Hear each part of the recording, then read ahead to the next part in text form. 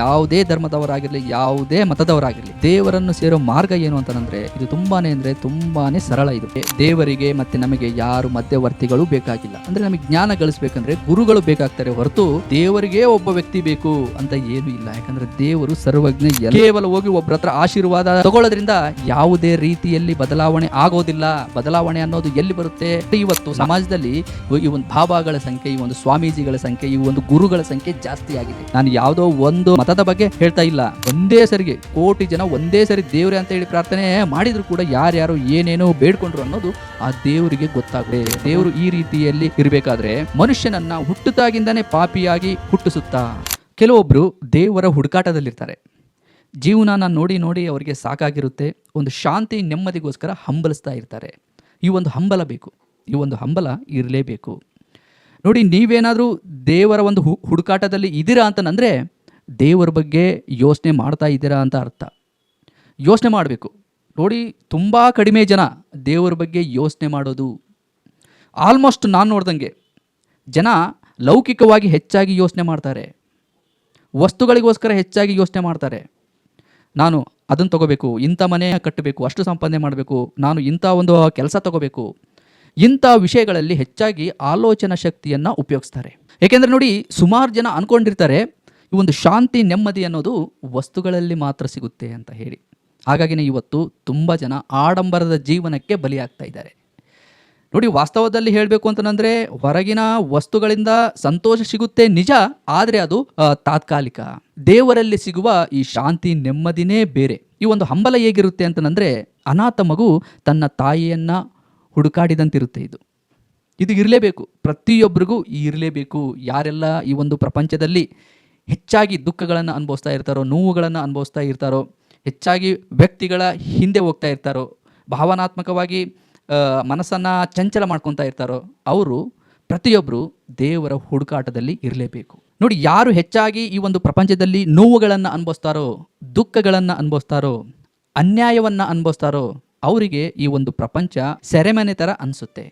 ಆಗ ಅವರಿಗೆ ಬೇಕಾಗಿರೋದೇ ದೇವರು ಎಂಬ ಒಂದು ಶಕ್ತಿ. ಯಾಕಂದರೆ ದೇವರು ಅನ್ನೋದು ಯಾವಾಗಲೂ ಅಂತ್ಯವಿಲ್ಲದ ಶಕ್ತಿ. ನೋಡಿ, ನಾವು ವಸ್ತುಗಳ ಮೇಲೆ ಭರವಸೆ ಇಟ್ಟರೆ, ವ್ಯಕ್ತಿ ಮೇಲೆ ಭರವಸೆ ಇಟ್ಟರೆ ಒಂದಲ್ಲ ಒಂದು ದಿವಸ ವ್ಯಕ್ತಿ ಬಿಟ್ಟು ಹೋಗ್ತಾನೆ, ವಸ್ತುಗಳು ಕೂಡ ಕಳೆದೋಗ್ತವೆ. ಆದರೆ ದೇವರು ಎಂಬ ಶಕ್ತಿ ಯಾವತ್ತಿಗೂ ನಮ್ಮ ಜೊತೆಯಲ್ಲೇ ಇರುವಂಥದ್ದು. ಈಗ ವಿಷಯಕ್ಕೆ ಬಂದರೆ, ದೇವರನ್ನು ಸೇರುವ ಮಾರ್ಗ ಯಾವುದು? ಈ ಒಂದು ಪ್ರಶ್ನೆ ನಮ್ಮಲ್ಲಿ ಹೇಗೆ ಹುಟ್ಟುತ್ತೆ? ಈ ಒಂದು ಯೋಚನೆ ಅನ್ನೋದು ಹೇಗೆ ಬರುತ್ತೆ? ನಾವು ಏನು ಅಂದ್ಕೊಂಡಿರ್ತೀವಿ ಅಂತಂದರೆ ದೇವರು ಅನ್ನೋ ಒಂದು ಶಕ್ತಿ ಎಲ್ಲೋ ಒಂದು ಕಡೆಗಿದೆ, ತುಂಬ ದೂರದಲ್ಲಿದೆ, ಅದು ಆಕಾಶದಲ್ಲಿದೆ, ಇಲ್ಲಾಂದರೆ ಸ್ವರ್ಗದಲ್ಲಿದೆ ಅಂತ ಹೇಳಿ ಭಾವಿಸಿರ್ತೀವಿ. ಅಂದರೆ ದೇವರಿಗೂ ಮತ್ತು ನಮಗೂ ಮಧ್ಯದಲ್ಲಿ ಅಂತರ ಇದೆ. ಹಾಗಾಗಿನೇ ನಮಗೆ ಸೇತುವೆ ಥರ ಯಾರಾದರೂ ಮಧ್ಯವರ್ತಿಗಳು ಬೇಕು ಅಂತ ಹೇಳಿ ನಾವು ಭಾವಿಸಿರ್ತೀವಿ. ಆಗ ನಮಗೆ ಸಿಗೋದೇ ಈ ಧಾರ್ಮಿಕ ಗುರುಗಳು. ನೋಡಿ, ಈ ಒಂದು ವಿಷಯನ ತುಂಬ ಸೂಕ್ಷ್ಮವಾಗಿ ಗಮನಿಸಿ, ಸ್ವಲ್ಪ ಇದ್ರ ಬಗ್ಗೆ ಡೀಪಾಗಿ ಯೋಚನೆ ಕೂಡ ಮಾಡಿ. ಇದು ತುಂಬಾ ಇಂಪಾರ್ಟೆಂಟ್ ಇದು. ನೋಡಿ, ಧಾರ್ಮಿಕ ಗುರುಗಳು ಅಂದ ಕೂಡಲೇ ನಾವು ಏನು ಮಾಡ್ತೀವಿ? ನಾವು ಸ್ವಲ್ಪ ವಿಶಾಲ ಹೃದಯದವರು. ಯಾರಾದರೂ ಧಾರ್ಮಿಕವಾಗಿ ಒಂದು ಬಟ್ಟೆಗಳನ್ನು ಹಾಕಿದರೆ, ವೇಷಭೂಷಣವನ್ನು ಹಾಕಿದರೆ, ಆಗ ನಾವು ಏನಂತ ಭಾವಿಸ್ತೀವಿ? ಅವರು ದೇವರಿಗೆ ತುಂಬ ಹತ್ತಿರ ಇದ್ದಾರೆ, ನಾವು ಅವ್ರ ಹತ್ರ ಹೋಗಬೇಕು, ಹಾಗಾದರೆ ಮಾತ್ರ ನಮಗೆ ದೇವರ ಹತ್ತಿರ ಆಗ್ತಾನೆ, ದೇವರಿಂದ ನಾವು ಆಶೀರ್ವಾದವನ್ನು ಪಡ್ಕೋಬೋದು ಅಂತ ಹೇಳಿ ಭಾವಿಸ್ತೀವಿ. ನೋಡಿ, ಈ ಧಾರ್ಮಿಕ ಗುರುಗಳು ಅಂತ ನಾವೇನೋ ಕರಿತೀವಲ್ವ, ಇದರಲ್ಲಿ ಒಳ್ಳೆ ಉಪದೇಶ ಮಾಡ್ತಾರೆ, ಜ್ಞಾನವನ್ನು ಕೂಡ ಕೊಡ್ತಾರೆ ಕೆಲವರು. ಇನ್ನು ಕೆಲವರು ದಾರಿ ತಪ್ಪಿಸ್ತಾರೆ. ಇವ್ರ ಬಗ್ಗೆ ನಾವು ಸ್ವಲ್ಪ ತುಂಬ ಯೋಚನೆ ಮಾಡಬೇಕು. ನಂಬೋಕಿನ ಮುಂಚೆ ನೋಡಿ, ದೇವರಿಗೆ ಒಬ್ಬ ಮಧ್ಯವರ್ತಿಯಾಗಿ ಬೇಕಾ? ನಾವು ಯಾಕೆ ಯಾರಾದ್ರೂ ಹುಡುಕ್ತಾನೆ ಇರ್ತೀವಿ? ಇದಕ್ಕೂ ಒಂದು ಕಾರಣ ಇದೆ. ಏನು ಅಂತಂದ್ರೆ ನೋಡಿ, ನಾವು ಭಾವಿಸಿರ್ತೀವಿ ಏನಂತ, ನಾವು ಪಾಪಿಗಳು, ದೇವರು ಅಂದರೆ ಅದು ತುಂಬ ದೊಡ್ಡ ಶಕ್ತಿ, ನಾವು ಡೈರೆಕ್ಟಾಗಿ ದೇವ್ರ ಹತ್ರ ಮಾತಾಡೋಕ್ಕೆ ಆಗೋದಿಲ್ಲ, ಪ್ರಾರ್ಥನೆ ಮಾಡೋಕ್ಕೆ ಆಗೋದಿಲ್ಲ. ಹಾಗಾಗಿ ಯಾರು ಪರಿಶುದ್ಧರಾಗಿರ್ತಾರೋ, ಯಾರು ಜ್ಞಾನಿಗಳಾಗಿರ್ತಾರೋ, ನಾವು ಫಸ್ಟು ಅವ್ರ ಹತ್ರ ಹೋಗಬೇಕು. ಈ ರೀತಿ ಫಸ್ಟ್ ನಮ್ಮ ಒಂದು ಯೋಚನೆ ಹುಟ್ಟುತ್ತೆ. ಕೆಲವರಂದ್ರಕ್ಕೂ ನೋಡಿ, ನಾವು ಹುಟ್ಟಿದಾಗಿಂದನೇ ಪಾಪಿಗಳು ಅಂತ ಹೇಳಿ ಭಾವಿಸ್ತಾರೆ. ಅಂದರೆ ದೇವರು ಪ್ರತಿಯೊಬ್ಬರನ್ನು ಹುಟ್ಟಿದಾಗಿಂದನೇ ಪಾಪದಿಂದನೇ ಹುಟ್ಟಿಸ್ತಾನೆ ಅಂತ ಹೇಳಿ ಕೆಲವೊಬ್ಬರು ಭಾವಿಸ್ತಾರೆ. ನೋಡಿ, ಹಾಗೆ ಸುಮ್ಮನೆ ಯೋಚನೆ ಮಾಡಿ. ನೋಡಿ, ದೇವರು ಅಂದರೆ ಯಾರು? ಆ ಒಂದು ಶಕ್ತಿ ಹೇಗಿರುತ್ತೆ? ಅದು ಸರ್ವಜ್ಞ, ಸರ್ವಶಕ್ತ, ಮತ್ತು ಪವಿತ್ರವಾದದ್ದು, ತುಂಬ ಕರುಣೆವು ಉಳ್ಳದ್ದು, ಮತ್ತು ಅಪಾರ ಪ್ರೀತಿ ಉಳ್ಳದ್ದು. ನೋಡಿ, ಆ ಒಂದು ಶಕ್ತಿ ಈ ರೀತಿಯಲ್ಲಿ ಇರಬೇಕಾದ್ರೆ, ದೇವರು ಈ ರೀತಿಯಲ್ಲಿ ಇರಬೇಕಾದ್ರೆ, ಮನುಷ್ಯನನ್ನು ಹುಟ್ಟುತ್ತಾಗಿಂದನೇ ಪಾಪಿಯಾಗಿ ಹುಟ್ಟಿಸುತ್ತಾ ದೇವರು ಹುಟ್ಟಿಸ್ತಾನ? ಇದನ್ನು ನಮ್ಮ ಬುದ್ಧಿ ಒಪ್ಪುತ್ತಾ? ನೀವು ಸ್ವಲ್ಪ ಕೂತ್ಕೊಂಡು ಸೂಕ್ಷ್ಮವಾಗಿ ಯೋಚನೆ ಮಾಡಿ. ಇದು ತುಂಬ ಅಂದರೆ ತುಂಬಾ ಇಂಪಾರ್ಟೆಂಟ್. ನೋಡಿ, ದೇವರು ಯಾವುದೇ ಕಾರಣಕ್ಕೂ ಮನುಷ್ಯನನ್ನು ಹುಟ್ಟುತ್ತಾಗಿಂದನೇ ಪಾಪಿಯನ್ನಾಗಿ ಹುಟ್ಟಿಸೋದಿಲ್ಲ. ಪ್ರತಿಯೊಂದು ಮಗುನೂ ಪರಿಶುದ್ಧವಾಗಿ ಹುಟ್ಟುತ್ತೆ. ದೇವರು ಅದೇ ರೀತಿಯಲ್ಲೇ ಸೃಷ್ಟಿ ಮಾಡ್ತಾರೆ. ಸುತ್ತಮುತ್ತಲಿನ ಜನರು ಮತ್ತು ಅವರ ಒಂದು ಕುಟುಂಬ ಆ ಒಂದು ಮಗುವಿಗೆ ಯಾವ ಥರ ಒಂದು ನಡೆ ನುಡಿಯನ್ನು ಕಲಿಸುತ್ತೋ, ಒಂದು ಸಂಸ್ಕೃತಿಯನ್ನು ಕಲಿಸುತ್ತೋ, ಅದ್ರ ಮೇಲೆ ವ್ಯಕ್ತಿ ಬದಲಾಗ್ತಾ ಹೋಗ್ತಾನೆ ಹೊರತು ಹುಟ್ಟುತ್ತಾಗಿಂದನೇ ಯಾರು ಪಾಪಿಗಳು ಅಲ್ಲ. ಹೌದು, ನಾನು ಪಾಪಿ ಅನ್ನೋದು ಏನಿದೆಯಲ್ವಾ, ಇದು ಒಂದು ರೀತಿಯಲ್ಲಿ ಒಳ್ಳೆಯದೇ. ಇದು ಯಾಕೆಂದರೆ ಆ ವ್ಯಕ್ತಿ ಸತ್ಯವನ್ನು ಒಪ್ಕೊತಾ ಇದ್ದಾನೆ, ಆತ್ಮಾವಲೋಕನ ಮಾಡ್ಕೊತಾ ಇದ್ದಾನೆ. ಪಾಪಗಳು ಪರಿಹಾರ ಆಗಬೇಕು ಅಂದರೆ ಏನು ಮಾಡಬೇಕು? ನೇರವಾಗಿ ಭಗವಂತನ ಹತ್ರ ಕೇಳ್ಕೋಬೇಕು, ದೇವ್ರ ಹತ್ರ ಕೇಳ್ಕೋಬೇಕು. ಇದಕ್ಕೆ ಮಧ್ಯವರ್ತಿ ಯಾಕೆ ಬೇಕು? ಯಾಕೆಂದರೆ ನೋಡಿ, ದೇವರೇ ನಮ್ಮನ್ನು ಸೃಷ್ಟಿ ಮಾಡಿದ್ದಾನಲ್ವಾ, ನಾವು ದೇವ್ರ ಹತ್ರನೇ ಕ್ಷಮಾಪಣೆ ಕೇಳಬೇಕು. ಇವಾಗ ನೋಡಿ, ಒಂದು ಸಣ್ಣ ಎಕ್ಸಾಂಪಲ್, ನಾವು ಒಂದು ಆಫೀಸಲ್ಲಿ ಕೆಲಸ ಮಾಡ್ತಾ ಇದ್ದೀವಿ ಅಂತಂದರೆ, ನಮ್ಮಿಂದ ಏನಾರು ತಪ್ಪಾಯಿತು ಅಂತಂದರೆ ನಾವು ಯಾರ ಹತ್ರ ಕ್ಷಮೆ ಕೇಳಬೇಕು? ಯಾರ ಹತ್ರ ಕ್ಷಮೆ ಕೇಳ್ತೀವಿ? ಆಫೀಸ್ ಓನರ್ ಯಾರಿರ್ತಾರೋ ಅವ್ರ ಹತ್ರ ಹೋಗಿ ಕ್ಷಮೆ ಕೇಳ್ತೀವಿ. ಅವರ ಒಂದು PAಗೆ ಹೋಗಿ ಕೇಳೋದಿಲ್ಲ. ಅದೇ ರೀತಿಯಲ್ಲಿ ನಮ್ಮೆಲ್ಲರನ್ನು ಸೃಷ್ಟಿಸಿರುವ ಶಕ್ತಿ ಭಗವಂತ, ದೇವರು. ನಾವು ಏನೇ ಕೇಳದಿದ್ರೂ ಡೈರೆಕ್ಟಾಗಿ ಆ ದೇವ್ರ ಹತ್ರನೇ ಕೇಳ್ಕೋಬೇಕು. ನಾವು ಯಾಕೆ ಮಧ್ಯವರ್ತಿಗಳ ಹತ್ರ ಹೋಗ್ತೀವಿ ಅಂತಂದರೆ, ನಮಗೆ ದೇವ್ರ ಬಗ್ಗೆ ತಿಳುವಳಿಕೆ ಇಲ್ಲ. ನಮಗೆ ದೇವರು ಅಂದರೆ ಯಾರು ಅಂತ ಗೊತ್ತಿಲ್ಲ, ಆ ಒಂದು ಶಕ್ತಿ ಅಂದರೆ ಏನು ಅಂತ ಗೊತ್ತಿಲ್ಲ. ಈ ಹಿಂದೆ ನಾವು ಏನು ಮಾಡ್ಕೊತ ಬಂದಿದ್ದೀವಿ ಅಂತಂದರೆ, ಯಾರೋ ಒಂದು ಏನೋ ಮಾಡ್ಕೊಂಡು ಬಂದಿದ್ದಾರೆ ದೇವ್ರ ಹೆಸರಲ್ಲಿ, ನಾವು ಕೂಡ ಅದನ್ನೇ ಮಾಡ್ಕೊಂಡು ಬಂದಿದ್ದೀವಿ. ನಮ್ಮ ಮನೇಲಿ ಕೂಡ ದೇವರು ಅಂದರೆ ಏನು ಅಂತ ಕೇಳಿದರೆ ಸರಿಯಾಗಿ ಹೇಳೋದಿಲ್ಲ. ಹಿಂದಿನಿಂದ ನಮ್ಮವರೆಲ್ಲ ಮಾಡ್ಕೊಂಡು ಬಂದಿದ್ದಾರೆ, ನಾವು ಅದನ್ನೇ ಮಾಡಬೇಕು, ನಾವು ಅದನ್ನೆಲ್ಲ ಪ್ರಶ್ನೆ ಮಾಡಬಾರ್ದು ಅಂತ ಹೇಳಿ ನಮ್ಮನ್ನು ಬಾಯನ್ನು ಮುಚ್ಚಿಸ್ಬಿಡ್ತಾರೆ. ಈಗ ದೇವರಿಗೆ ಮಧ್ಯವರ್ತಿಯಾಗಿ ಬೇಕಾ ಬೇಡವಾ ಅನ್ನೋದು ನಾವು ಸ್ವಲ್ಪ ಯೋಚನೆ ಮಾಡೋಣ. ನೋಡಿ, ದೇವರು ಅಂದರೆ ಯಾರು? ಆ ಒಂದು ಶಕ್ತಿ ಹೇಗಿದೆ? ಸರ್ವಜ್ಞ, ಸರ್ವಶಕ್ತ ಅಂತ. ನೋಡಿ, ಸರ್ವಜ್ಞ ಅಂತಂದರೆ ಏನು? ಎಲ್ಲವನ್ನೂ ತಿಳಿದಿರುವ ಶಕ್ತಿ ಅಂತ. ಇಡೀ ಬ್ರಹ್ಮಾಂಡದಲ್ಲಿ ಏನೆಲ್ಲ ಇದೆಯೋ, ಯಾವುದೆಲ್ಲ ಏನೆಲ್ಲ ಮಾಡ್ತಾ ಇದೆಯೋ ಅದರ ಒಂದು ಸಂಪೂರ್ಣವಾದ ಜ್ಞಾನ ಆ ಒಂದು ಶಕ್ತಿಗಿದೆ. ನೋಡಿ, ಕಲ್ಲಿನಲ್ಲಿರುವ ಕಪ್ಪೆಗೆ ಕೂಡ ಆ ಒಂದು ಶಕ್ತಿ ಆಹಾರ ಕೊಡುತ್ತೆ. ಅಂದರೆ ದೇವರು ಆಹಾರವನ್ನು ಕೊಡ್ತಾನೆ. ಸ್ವಲ್ಪ ನೀವು ಇದ್ರ ಬಗ್ಗೆ ಕೂತ್ಕೊಂಡು ಆರಾಮಾಗಿ ಯೋಚನೆ ಮಾಡಿ. ಇದು ತುಂಬ ಅಂದರೆ ತುಂಬಾ ಇಂಪಾರ್ಟೆಂಟ್ ಇದು. ನೋಡಿ, ಕಲ್ಲಿನಲ್ಲಿ ಇರೋ ಕಪ್ಪಿಗೂ ಕೂಡ ದೇವರು ಆಹಾರವನ್ನು ಕೊಡ್ತಾನೆ ಅಂತಂದರೆ, ಯಾವುದು ಯಾವ ಒಂದು ಸ್ಥಿತಿಯಲ್ಲಿದೆ, ಯಾವುದು ಏನೆಲ್ಲ ಮಾಡ್ತಾ ಇದೆ ಅನ್ನೋ ಒಂದು ಸಂಪೂರ್ಣವಾದ ಜ್ಞಾನ ಆ ಒಂದು ಶಕ್ತಿಗಿದೆ.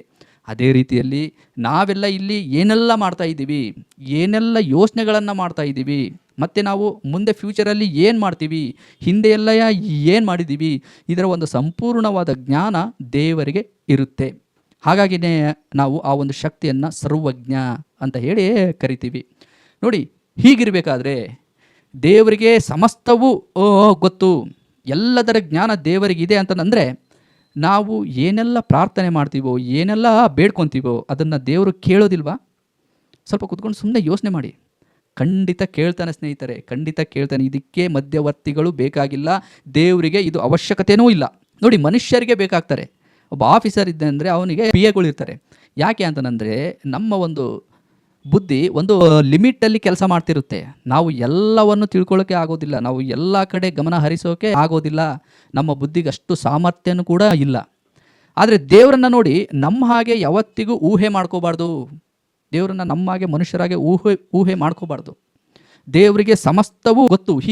ಹೀಗಿರಬೇಕಾದ್ರೆ ಎಲ್ಲವೂ ದೇವರಿಗೆ ಗೊತ್ತು ಅಂತಂದರೆ, ಮಧ್ಯವರ್ತಿಯಾಗಿ ದೇವರಿಗೆ ಯಾರ ಅವಶ್ಯಕತೆಯೂ ಇಲ್ಲ ಅಂತ ಅರ್ಥ ಅಲ್ಲಿ. ನೋಡಿ, ಈ ಭೂಮಿ ಮೇಲೆ ಯಾರೆಲ್ಲ ಇದ್ದಾರೋ ಅವರೆಲ್ಲರೂ ಒಂದೇ ಸಲ ದೇವರೇ ಅಂತ ಹೇಳಿ ಪ್ರಾರ್ಥನೆ ಮಾಡಿದರು ಅಂದರೆ, ಅವರು ಯಾವುದೇ ಭಾಷೆಯಲ್ಲಿ ಪ್ರಾರ್ಥನೆ ಮಾಡಲಿ, ಅವರಿಗೆಲ್ಲರ ಪ್ರಾರ್ಥನೆಗಳನ್ನು ದೇವರು ಕೇಳ್ತಾನೆ, ಅರ್ಥನೂ ಕೂಡ ಮಾಡ್ಕೊತಾನೆ. ಅವ್ರ ಭಾಷೆ ಯಾವುದೇ ಇರಲಿ, ಒಂದೇ ಸರಿಗೆ ಕೋಟಿ ಜನ ಒಂದೇ ಸರಿ ದೇವರೇ ಅಂತ ಹೇಳಿ ಪ್ರಾರ್ಥನೆ ಮಾಡಿದರೂ ಕೂಡ ಯಾರ್ಯಾರು ಏನೇನೋ ಬೇಡ್ಕೊಂಡ್ರು ಅನ್ನೋದು ಆ ದೇವರಿಗೆ ಗೊತ್ತಾಗುತ್ತೆ. ಭಗವಂತನಿಗೆ ಅಷ್ಟೊಂದು ಶಕ್ತಿ ಇರುತ್ತೆ ಮತ್ತು ಅಷ್ಟೊಂದು ಜ್ಞಾನ ಇರುತ್ತೆ. ಹೀಗಿರುವಾಗ ಮಧ್ಯವರ್ತಿಗಳ ಅವಶ್ಯಕತೆ ಇಲ್ಲ. ನೋಡಿ, ಕೆಲವೊಬ್ರು ಯಾಕೆ ಮಧ್ಯವರ್ತಿಗಳನ್ನು ಆಯ್ಕೆ ಮಾಡ್ಕೊತಾರೆ ದೇವರ ವಿಷಯದಲ್ಲಿ ಅಂತಂದರೆ, ಇವಾಗ ನೋಡಿ, ದೇವರ ಹತ್ರ ನಾವು ಮಾತಾಡ್ತಾ ಇದ್ದೀವಿ, ಒಂದು ಪ್ರಾರ್ಥನೆ ಮಾಡ್ತಾ ಇದ್ದೀವಿ ಅಂತಂದರೆ, ಫಸ್ಟ್ ನಾವು ಶುದ್ಧವಾಗಿರಬೇಕು. ನಮ್ಮ ಹೃದಯ ಶುದ್ಧವಾಗಿರಬೇಕು, ನಮ್ಮಲ್ಲಿ ದ್ವೇಷ ಇರಬಾರ್ದು, ಒಂದು ಅಸೂಯೆ ಇರಬಾರ್ದು, ಒಳ್ಳೆ ಕೆಲಸಗಳನ್ನು ಮಾಡಬೇಕು, ಒಳ್ಳೆ ಮಾತುಗಳನ್ನು ಮಾತಾಡಬೇಕು. ನೋಡಿ, ವ್ಯಕ್ತಿ ತನ್ನ ಬಗ್ಗೆ ತಾನು ಹೆಚ್ಚು ಯೋಚನೆ ಮಾಡಬೇಕಾಗುತ್ತೆ ಮತ್ತು ಆತ್ಮಾವಲೋಕನ ಮಾಡ್ಕೋಬೇಕಾಗುತ್ತೆ. ಇದು ಸ್ವಲ್ಪ ವ್ಯಕ್ತಿಗೆ ಕಷ್ಟ ಆಗುತ್ತೆ. ನೋಡಿ, ಯಾರಾದರೂ ಏನಾದ್ರು ಹೇಳಿದರು ಅಂದರೆ ಅದನ್ನು ತುಂಬ ಈಸಿಯಾಗಿ ವ್ಯಕ್ತಿ ಫಾಲೋ ಮಾಡ್ತಾನೆ. ಆದರೆ ತನ್ನ ಬಗ್ಗೆ ತಾನು ಯೋಚನೆ ಮಾಡಿ ತನ್ನಲ್ಲೇನಾದ್ರು ಒಂದು ಕೆಟ್ಟ ಗುಣಗಳಿದ್ದರೆ ಅವುಗಳಿಂದ ದೂರ ಆಗೋದಿದೆಯಲ್ವಾ, ಇದು ಸ್ವಲ್ಪ ಯುದ್ಧ ಮಾಡ್ದಂಗೆ ಇದು. ಹಾಗಾಗಿನೇ ಕೆಲವೊಬ್ಬರು ಏನು ಮಾಡ್ತಾರೆ, ಸ್ವಾಮೀಜಿಗಳನ್ನು ಅಥವಾ ಬಾಬಾಗಳನ್ನು ಅಥವಾ ಗುರುಗಳನ್ನು ಆಯ್ಕೆ ಮಾಡ್ಕೊತಾರೆ. ಅವ್ರ ಹತ್ರ ಹೋಗಿ ಆಶೀರ್ವಾದ ತೊಗೊಂಡ್ರೆ ಸಾಕಪ್ಪ, ನಮಗೆ ಒಳ್ಳೆಯದಾಗುತ್ತೆ ಅಂತ ಹೇಳಿ ಭಾವಿಸ್ತಾರೆ. ಹಾಗಾಗಿನೇ ನೋಡಿ, ಇವತ್ತು ಸಮಾಜದಲ್ಲಿ ಈ ಒಂದು ಬಾಬಾಗಳ ಸಂಖ್ಯೆ, ಈ ಒಂದು ಸ್ವಾಮೀಜಿಗಳ ಸಂಖ್ಯೆ, ಈ ಒಂದು ಗುರುಗಳ ಸಂಖ್ಯೆ ಜಾಸ್ತಿ ಆಗಿದೆ. ನಾನು ಯಾವುದೋ ಒಂದು ಮತದ ಬಗ್ಗೆ ಹೇಳ್ತಾ ಇಲ್ಲ, ಪ್ರತಿಯೊಂದು ಮತದಲ್ಲಿ ಇಂಥವರ ಸಂಖ್ಯೆ ಜಾಸ್ತಿ ಇದೆ. ಯಾಕೆ ಅಂತಂದರೆ ಅವರನ್ನು ಹುಡ್ಕೊಂಡು ಜನ ಹೋಗ್ತಾ ಇದ್ದಾರೆ. ನೋಡಿ, ದೇವರನ್ನು ಅರಿಬೇಕು ಅಂತಂದರೆ, ಸತ್ಯ ಗೊತ್ತಾಗಬೇಕು ಅಂತಂದರೆ ಒಬ್ಬ ಗುರುವಿನ ಅವಶ್ಯಕತೆ ಖಂಡಿತ ಇದೆ ನಮಗೆ. ಆದರೆ ನಾವು ಗುರುವನ್ನೇ ದೇವರನ್ನಾಗಿ ಮಾಡ್ಕೊಂಡು ಬಿಡ್ತೀವಿ. ನೋಡಿ, ಕೆಲವೊಬ್ಬರು ತುಂಬ ಮೃದು ಸ್ವಭಾವದಿಂದ ಇರ್ತಾರೆ. ಗುರುಗಳು ತುಂಬ ಪ್ರೀತಿ ತೋರಿಸ್ತಾರೆ, ಕರುಣೆ ತೋರಿಸ್ತಾರೆ, ಮತ್ತು ಒಳ್ಳೆಯದನ್ನೇ ಮಾಡ್ತಾ ಇರ್ತಾರೆ. ಅವರಲ್ಲಿ ಅಂಥ ಒಂದು ಗುಣ ಹೇಗೆ ಬಂತು? ಅವರು ದೇವ್ರ ಮೇಲೆ ಭರವಸೆ ಇಟ್ಟಿರ್ತಾರೆ. ಅವರು ಯಾವಾಗಲೂ ದೇವರನ್ನು ನಂಬಿ ಬದುಕ್ತಾ ಇರ್ತಾರೆ, ಸರಿಯಾದ ಜ್ಞಾನವನ್ನು ಗಳಿಸ್ತಾ ಇರ್ತಾರೆ. ನಾವು ಕೂಡ ಆ ಒಂದು ಮಾರ್ಗದಲ್ಲಿ ಹೋಗಬೇಕು ಅಂತಂದರೆ ನಾವು ಕೂಡ ಸರಿಯಾದ ಜ್ಞಾನವನ್ನು ಗಳಿಸಬೇಕು, ದೇವರ ಮೇಲೆ ಭರವಸೆ ಇಡಬೇಕು, ನಮ್ಮಲ್ಲಿರುವ ಪ್ರೀತಿ ಕರುಣೆಯನ್ನು ಹಂಚಬೇಕು. ಕೇವಲ ಹೋಗಿ ಒಬ್ಬರ ಹತ್ರ ಆಶೀರ್ವಾದ ತಗೊಳ್ಳೋದ್ರಿಂದ ಯಾವುದೇ ರೀತಿಯಲ್ಲಿ ಬದಲಾವಣೆ ಆಗೋದಿಲ್ಲ. ಬದಲಾವಣೆ ಅನ್ನೋದು ಎಲ್ಲಿ ಬರುತ್ತೆ? ನಾವು ನಿರ್ಧಾರ ಮಾಡಿದಾಗ ಮಾತ್ರ ನಮ್ಮಲ್ಲಿ ಬದಲಾವಣೆ ಆಗೋಕ್ಕೆ ಸಾಧ್ಯ. ಯಾರೋ ಒಬ್ಬರು ನಿಮಗೆ ಆಶೀರ್ವಾದ ಮಾಡಿದರು, ಅವ್ರು ನಿಮಗೆ ತಲೆ ಮೇಲೆ ಕೈ ಇಟ್ಟರು, ನಿಮ್ಮ ಜೀವನನೇ ಬದಲಾಗುತ್ತೆ, ನೀವೇ ಬದಲಾಗುತ್ತೆ ಅಂತ ನೀವು ಅಂದ್ಕೊಂಡಿದ್ರೆ ಇದನ್ನು ತಲೆಯಿಂದ ತೆಗೆದುಬಿಡಿ. ಇಲ್ಲಿ ಯಾವುದೋ ಚಮತ್ಕಾರ ಆಗೋದಿಲ್ಲ. ಒಳ್ಳೆ ಗುರುಗಳನ್ನು ಆಯ್ಕೆ ಮಾಡ್ಕೋಬೇಕು.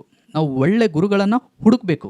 ಯಾರು ಸರಿಯಾದ ಜ್ಞಾನವನ್ನು ಕೊಡ್ತಾರೆ, ನಮಗೆ ದೇವರ ಅರಿವನ್ನು ಯಾರು ಸರಿಯಾಗಿ ಮೂಡಿಸ್ತಾರೆ, ಅಂಥ ಒಬ್ಬ ಗುರುಗಳನ್ನು ನಾವು ಖಂಡಿತ ಹುಡುಕಲೇಬೇಕು. ನೋಡಿ, ಇವತ್ತು ಸಮಾಜದಲ್ಲಿ ಸಾಕಷ್ಟು ಜನ ಗುರುಗಳಿದ್ದಾರೆ. ಅದರಲ್ಲಿ ನಾವು ಯಾರು ನಮಗೆ ಸರಿಯಾದ ದಾರಿಯನ್ನು ತೋರಿಸ್ತಾರೆ, ಯಾರು ನಮಗೆ ದಾರಿಯನ್ನು ತಪ್ಪಿಸ್ತಾರೆ, ಇದನ್ನು ಸೂಕ್ಷ್ಮವಾಗಿ ಗಮನಿಸಬೇಕು. ಹೇಗೆಂದರೆ ನೋಡಿ, ಯಾರು ನಮಗೆ ಭಕ್ತಿಯ ಒಂದು ಹೆಸರಲ್ಲಿ ನಮ್ಮಲ್ಲಿ ಭಯವನ್ನು ಸೃಷ್ಟಿ ಮಾಡಿ ನಮ್ಮನ್ನು ಹಿಡಿದಿಟ್ಕೊತಾರೋ, ಅಂದರೆ ಹಿಡಿದಿಟ್ಕೊಳ್ಳೋದು ಅಂತಂದರೆ ನಿಮ್ಮಲ್ಲಿ ಏನೇ ಸಮಸ್ಯೆ ಇದ್ದರೂ ನನ್ನ ಹತ್ರ ಬರಬೇಕು, ನಾನು ಅದನ್ನು ಪರಿಹಾರ ಮಾಡ್ತೀನಿ, ನೀವು ಅದನ್ನು ಮಾಡಿ, ನೀವು ಇದನ್ನು ಮಾಡಿ, ನೀವು ಅಷ್ಟು ಅಮಾಸೆಗೆ ಬನ್ನಿ, ಇಷ್ಟು ಹುಣಿವಿಗೆ ಬನ್ನಿ. ಈ ಥರ ಜನರನ್ನು ಯಾರು ಹಿಡಿದಿಟ್ಕೊಳ್ತಾರೋ ಒಂದು ಭಕ್ತಿಯ ಒಂದು ಹೆಸರಲ್ಲಿ, ಭಯದ ಒಂದು ಹೆಸರಲ್ಲಿ, ಇಂಥ ಗುರುಗಳಿಂದ ಸ್ವಲ್ಪ ಎಚ್ಚರವಾಗಿರಬೇಕು. ನಿಜವಾದ ಗುರುಗಳು ಹೇಗಿರ್ತಾರೆ ಅಂತಂದರೆ ಅವರು ಸರಿಯಾದ ಜ್ಞಾನವನ್ನು ತಿಳಿಸ್ತಾರೆ, ದೇವರ ಬಗ್ಗೆ ಸರಿಯಾದ ಒಂದು ಅರಿವನ್ನು ಮೂಡಿಸ್ತಾರೆ. ನೋಡಪ್ಪ, ಹಿಂಗೆ ಹೋದರೆ ನಿನಗೆ ದೇವರು ಸಿಗ್ತಾನೆ, ಇದೇ ಸರಿಯಾದ ದಾರಿ ಅಂತ ಹೇಳಿ ಬಿಟ್ಟುಬಿಡ್ತಾರೆ. ಅಷ್ಟೇ, ಅವರು ಬಿಟ್ಟುಬಿಡ್ತಾರೆ. ಮಿಕ್ಕಿದ್ದು ವ್ಯಕ್ತಿಗೆ ಬಿಟ್ಟಿದ್ದು. ಇದರಲ್ಲಿ ಅವರು ಜನರನ್ನು ಹಿಡಿದಿಟ್ಕೊಳ್ಳೋದಿಲ್ಲ, ಏನದಂತೆ ಬಲವಂತ ಮಾಡೋದಿಲ್ಲ, ಜನರಲ್ಲಿ ಭಯವನ್ನು ಹುಟ್ಟಿಸೋದಿಲ್ಲ, ಸತ್ಯವನ್ನು ಹೇಳಿ ಬಿಟ್ಟುಬಿಡ್ತಾರೆ.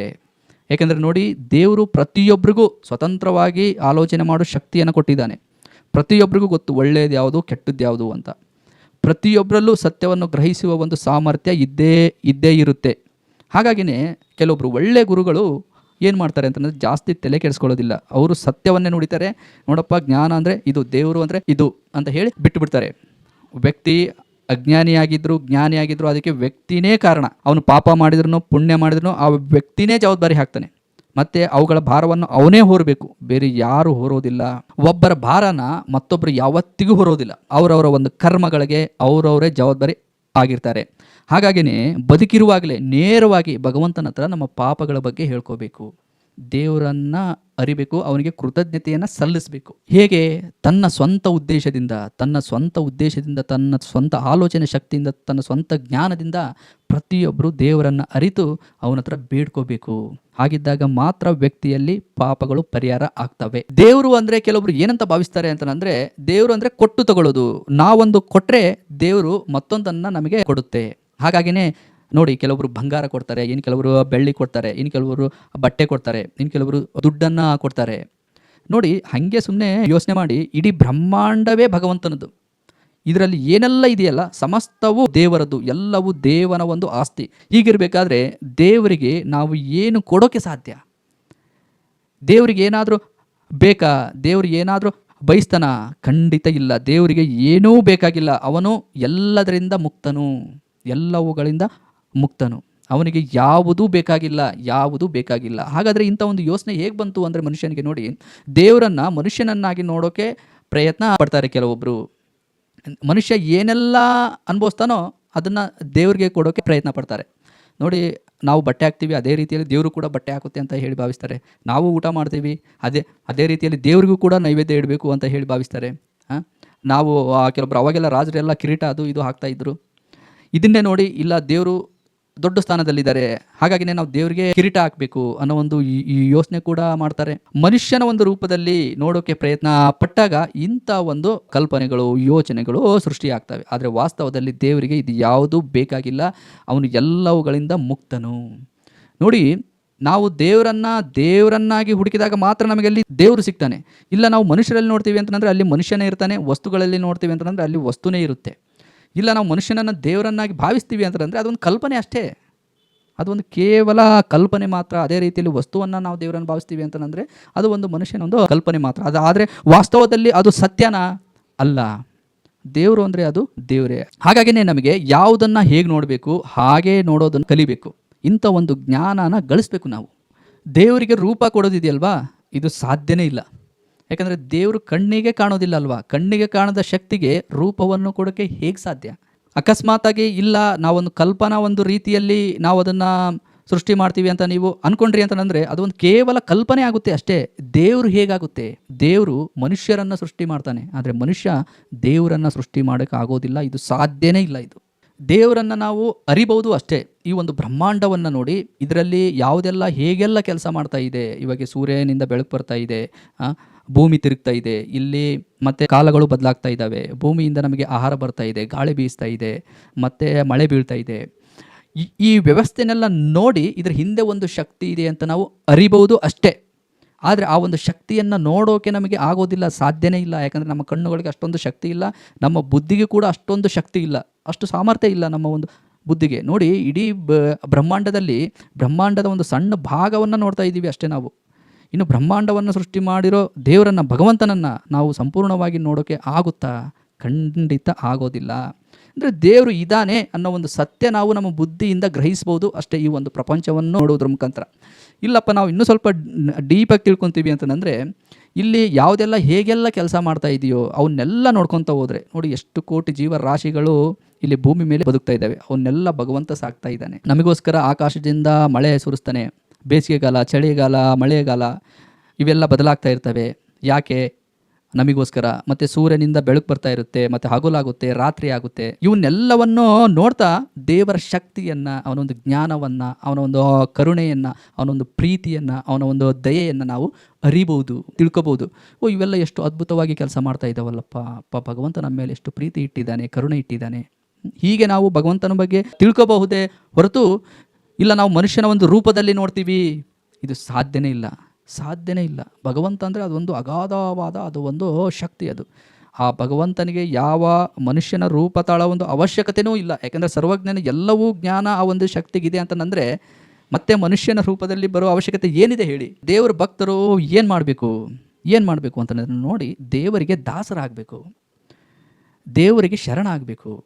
ನೋಡಿ, ದೇವರಿಗೆ ದಾಸರಾಗೋದು ಅಂತಂದರೆ ನೋಡಿ, ಯಾವಾಗಲೂ ನಂದು ಅದನ್ನು ನಾನು ಮಾಡಿದ್ರೇ ಎಲ್ಲ ಆಗುತ್ತೆ, ನಾನು ಅನ್ನೋ ಒಂದು ನಮ್ಮಲ್ಲಿ ಅಹಂಕಾರ ಅನ್ನೋದಿರುತ್ತೆ ಅಲ್ವಾ. ನನ್ನಿಂದಲೇ ಎಲ್ಲ ಆಗ್ತಾ ಇದೆ, ಯಾವ ಒಂದು ಶಕ್ತಿನೂ ಇಲ್ಲ ಅನ್ನೋ ಒಂದು ಯಾವಾಗಲೂ ಭ್ರಮೆಯಲ್ಲೇ ಬದುಕ್ತಾ ಇರ್ತೀವಿ.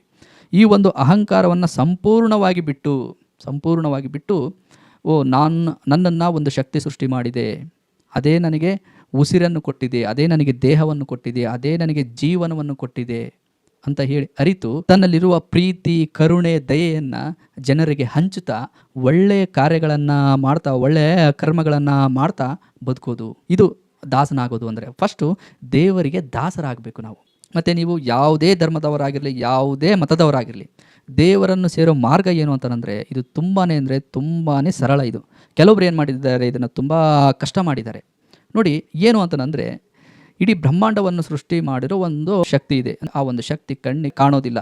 ಆ ಒಂದು ಶಕ್ತಿಗೆ ರೂಪ ಆಕಾರ ಏನು ಇಲ್ಲ. ನಾವು ಅದನ್ನು ಯಾವುದಕ್ಕೂ ಹೋಲಿಸಬಾರ್ದು. ಆ ಒಂದು ಶಕ್ತಿಯನ್ನು ನಮ್ಮ ಶುದ್ಧ ಹೃದಯದಿಂದ ಧ್ಯಾನ ಮಾಡಬೇಕು, ಪ್ರಾರ್ಥನೆ ಮಾಡಬೇಕು. ನಮ್ಮಲ್ಲಿ ಅಸೂಯೆ ಇರಬಾರ್ದು, ಒಂದು ದ್ವೇಷ ಅನ್ನೋದು ಇರಬಾರ್ದು, ನಾನು ಅನ್ನೋ ಒಂದು ಅಹಂಕಾರ ಇರಬಾರ್ದು. ಇವು ಎಲ್ಲವನ್ನು ಬಿಟ್ಟು ದೇವರೇ ಎಲ್ಲವೂ ನೀನು ಕೊಟ್ಟ ಒಂದು ಅನುಗ್ರಹ ಅಂತ ಹೇಳಿ ಭಗವಂತನ ಧ್ಯಾನ ಮತ್ತು ಪ್ರಾರ್ಥನೆಯನ್ನು ಮಾಡಬೇಕು. ಒಳ್ಳೆ ಕರ್ಮಗಳನ್ನು ಮಾಡಬೇಕು. ದೇವರ ಮೇಲೆ ಭರವಸೆ ಇಟ್ಟು ಒಳ್ಳೆ ಕರ್ಮಗಳನ್ನು ಮಾಡಬೇಕು. ಇದೇ ದೇವರನ್ನು ಸೇರುವ ಸರಿಯಾದ ಒಂದು ಮಾರ್ಗ. ನೀವು ಯಾವುದೇ ಧರ್ಮದವರಾಗಿರಲಿ, ದೇವರಿಗೋಸ್ಕರನೇ ಯಾರು ಒಳ್ಳೆ ಕರ್ಮಗಳನ್ನು ಮಾಡ್ತಾರೋ ದೇವರಿಗೋಸ್ಕರ, ಅವರನ್ನು ದೇವರು ತುಂಬ ಅಂದರೆ ತುಂಬಾ ಪ್ರೀತಿಸ್ತಾರೆ ಸ್ನೇಹಿತರೆ. ದೇವರಿಗೆ ಮತ್ತು ನಮಗೆ ಯಾರು ಮಧ್ಯವರ್ತಿಗಳು ಬೇಕಾಗಿಲ್ಲ. ಅಂದರೆ ನಮಗೆ ಜ್ಞಾನ ಗಳಿಸ್ಬೇಕಂದ್ರೆ ಗುರುಗಳು ಬೇಕಾಗ್ತಾರೆ ಹೊರತು ದೇವರಿಗೇ ಒಬ್ಬ ವ್ಯಕ್ತಿ ಬೇಕು ಅಂತ ಏನೂ ಇಲ್ಲ. ಯಾಕಂದರೆ ದೇವರು ಸರ್ವಜ್ಞ, ಎಲ್ಲವೂ ಗೊತ್ತಿದೆ. ಅವನಿಗೆ ಯಾರ ಒಂದು ಸಹಾಯನೂ ಬೇಕಾಗಿಲ್ಲ. ಆ ಒಂದು ಶಕ್ತಿಗೆ ಯಾರ ಒಂದು ಸಹಾಯನೂ ಬೇಕಾಗಿಲ್ಲ. ಎಲ್ಲವುಗಳಿಂದ ಮುಕ್ತವಾಗಿದೆ ಆ ಒಂದು ಶಕ್ತಿ. ಹೀಗಿರುವಾಗ ಸ್ನೇಹಿತರೆ, ನಾವು ನೇರವಾಗಿ ಪ್ರತಿದಿನ ಇದಕ್ಕೆ ಜಾಸ್ತಿ ಏನು ಖರ್ಚು ಮಾಡಬೇಕಾಗಿಲ್ಲ. ಪ್ರತಿದಿನ ನೇರವಾಗಿ ನಾವು ಎಲ್ಲಿ ಇರ್ತೀವೋ ಅಲ್ಲೇ ಕೂತ್ಕೊಂಡು, ಇಲ್ಲಾಂದರೆ ಮಲ್ಕೊಂಡಿದ್ರೆ ನಾವು ಮಲ್ಕೊಂಡು ನೇರವಾಗಿ ಭಗವಂತನ ಹತ್ರ ನಾವು ಸಂಭಾಷಣೆ ಮಾಡ್ಬೋದು. ದೇವ್ರ ಹತ್ರ ನೇರವಾಗಿ ನಾವು ಮಾತಾಡ್ಬೋದು. ನಮ್ಮ ಕಷ್ಟ ಸುಖ, ನಾವೇನಾದ್ರು ಪಾಪ ಮಾಡಿದರೆ ಅವುಗಳ ಕ್ಷಮಾಪಣೆ ಕೇಳೋದು, ಇವನ್ನೆಲ್ಲ ಮಾಡ್ಬೋದು. ಇದಕ್ಕೆ ಯಾರು ಏನೂ ಅಡ್ಡಿ ಆಗೋದಿಲ್ಲ.